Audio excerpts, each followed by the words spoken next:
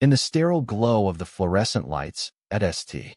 Mary's VA Hospital in Montgomery, Alabama, the waiting room hummed with restless energy on a muggy July morning in 2027. Samuel Carter, an 85-year-old black veteran, sat quietly in the corner, his weathered hands trembling as they clutched a faded manila folder. His threadbare army jacket, devoid of insignia, hung loosely on his frail frame, and a worn cap shadowed his lined face.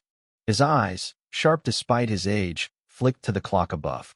Across the room, a group of younger veterans, their service in recent conflicts still vivid, lounged in plastic chairs. One, a burly man with a Navy tattoo, smirked and nodded toward Samuel. "Look at the old guy," he muttered, loud enough to carry. "Bet he never fired a shot. Probably just scrubbed pots." His buddies chuckled, their voices dripping with condescension. They didn't let folks like him do much back then. Samuel's grip tightened on his folder, but his face remained impassive, as if the words hadn't reached him. Captain Ethan Brooks, a 37-year-old officer temporarily assigned to desk duty at the hospital while recovering from a field injury, stepped through the sliding doors. His crisp civilian clothes couldn't hide his military-bearing sharp haircut, eyes scanning the room like a predator. He noticed Samuel, the unmarked jacket raising a flicker of suspicion. Another guy with a story, he thought, having seen too many exaggerated tales in his short stint here. But as the younger veteran's laughter grew, a nurse, Angela Reed, strode over, her face tight with anger. "That's enough," she snapped, silencing them. "Show some respect. That man's seen more than you'll ever know." The Navy vet shrugged. "How would you know what he did?" Angela's eyes blazed. "I've been here 20 years. Samuel Carter's been coming longer. Trust me, he's not what you think." Ethan's curiosity stirred. He took the seat beside Samuel. "Morning, sir. Captain Ethan Brooks." Samuel glanced up, his voice a gravelly whisper. "Samuel Carter. Army?" Ethan asked, nodding at the jacket. Samuel gave a faint nod.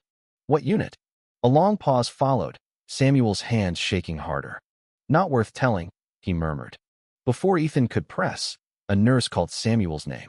As he struggled to stand, his folder slipped, papers scattering.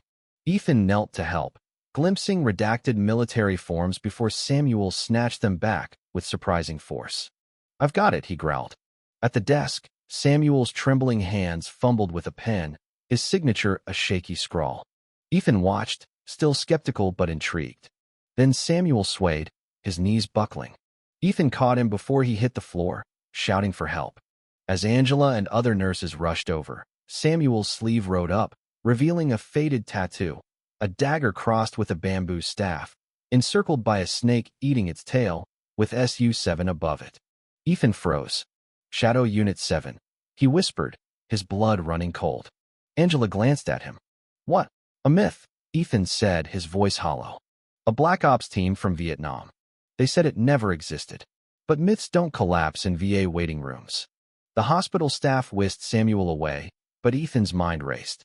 Shadow Unit 7 was a ghost story from his officer training, a supposed integrated spec ops team that operated in places America denied being, like Cambodia. Officially, they were fiction, their missions erased. Yet here was Samuel, very much alive, with their mark on his skin. Ethan headed to the admin office, pulling up Samuel's file. The screen flashed, access denied. Insufficient clearance. Even his military override failed. File classified. Contact Pentagon. An assistant noticed his frustration. "Problem, Captain?" "Samuel Carter's file," Ethan said. She frowned. "It was open yesterday. Someone locked it overnight." That night, Ethan slipped into Samuel's room. The old man slept, and 4 dripping, monitors beeping. Ethan found a worn notebook in Samuel's jacket pocket, its pages filled with cramped notes from 1968 to 1973. Entries detailed covert missions, names, dates, nothing explicit about Shadow Unit 7, but enough to confirm it wasn't fiction. A noise startled him. He returned the notebook and stepped into the hall just as an orderly wheeled an elderly white man past. The man, frail with oxygen tubes, stopped short. "Who's in that room?" he demanded. "Samuel Carter," the orderly replied. The man paled. "Samuel's here?" Ethan stepped forward. "You know him?" The man's eyes narrowed. "I'm Henry Pops Malone." He saved my life in 71, in a place we weren't supposed to be. In Pop's room, the old veteran spoke in a low, guarded tone. Shadow Unit 7 was real. We went where no one else would rescues. Intel, missions that never happened on paper. Our last stop was a trap. Bad intel. Samuel got me out, carried me miles with a bullet in his leg. After, they erased us. Told us to stay quiet or disappear. Ethan's pulse quickened. Who's they? Pop's eyes darkened. Our commander, Major Victor Ramsey. He gave the orders. When we survived, he buried the unit. Driving home, Ethan noticed a black SUV tailing him. He lost it with quick turns, but the message was clear. Someone was watching. At his apartment, he spread out notes, a sketch of Samuel's tattoo, and a map of Southeast Asia. His phone rung an unknown number. Captain Brooks, a cold voice said. You're asking about Shadow Unit 7. Meet me tomorrow, noon, Riverside Park, by the Big Willow. The line went dead. The next day, Ethan's resolve hardened. He met Angela at the hospital, who handed him a cassette tape hidden in Samuel's jacket. His final testament, she said. They played it on an old Walkman. Samuel's younger voice crackled. I'm Lieutenant Samuel Carter, Shadow Unit 7. In 71, we were sent to extract POWs in Cambodia. They were part of Project Eclipse, illegal experiments on civilians. I refused to kill them. Our unit was betrayed. Most died. In 72, I was sent to extract an operative, Lynn Gwynn, codenamed Sparrow. She had evidence on Eclipse. We were ambushed. She was captured. I escaped with documents, but they vanished. I was discharged, discredited, silenced. Ethan's apartment was ransacked that night, his notes stolen. Undeterred, he and Angela contacted a retired journalist, Margaret Hayes, who verified the tape and found another survivor, Thomas Reed, a Shadow Unit comms specialist. Reed confirmed the betrayal, the ambush, the cover-up. Meanwhile, the hospital's director, Edward Ramsey, son of Major Victor Ramsey, denied everything, calling Samuel delusional. But when Ethan confronted him, mentioning Lynn and Gwynn, Ramsey's composure cracked, fear flashing in his eyes. Then came the breakthrough. Angela recognized a butterfly pendant on Dr. Laura Ramsey, a therapist at the hospital. It matched one in a photo of Samuel, Lynn, and a baby Sarah, born in 1973. Laura was Samuel's daughter, adopted through sealed federal channels, working unknowingly under the son of her father's betrayer. Ethan met Laura, revealing her heritage. Shocked, she demanded to see Samuel, but Edward had locked down his room, citing national security. With Margaret's help, they planned a daring move. Using an old maintenance tunnel, Angela and Laura reached Samuel's room.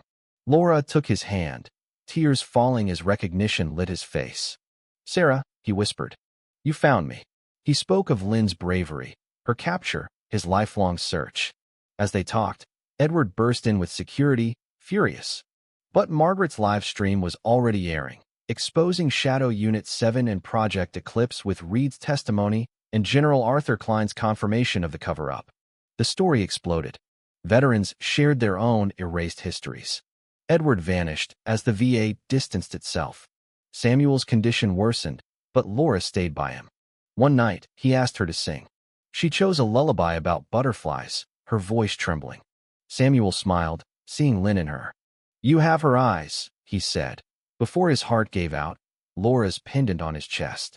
At Arlington, Samuel was buried with honors, a statue planned at St. Mary's bearing his tattoo, now a symbol of truth. Laura's memoir, The Mark He Carried, became a bestseller. Ethan was promoted to uncover more hidden records. A letter from Cambodia hinted at another survivor, stirring new hope. What would you sacrifice to expose a truth others died to hide? Would you risk your career, your safety, for a stranger's erased legacy? How far should we go to uncover our past, even when it threatens the powerful? Share your thoughts, like, and subscribe for more stories that demand to be heard.